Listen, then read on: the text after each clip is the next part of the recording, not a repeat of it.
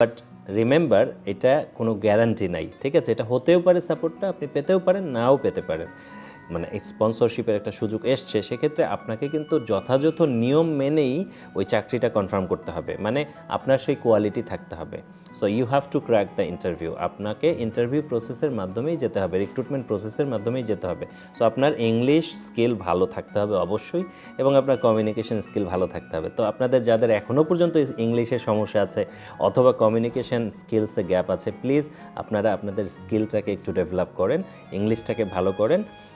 আশা করা যাচ্ছে যে আপনাদের জন্য আগামীতে ভালো দিন আসছে।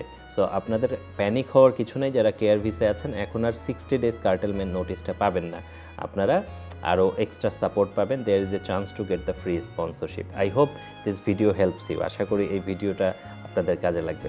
ভালো থাকবেন। I wish you all the best. Take care. Allah.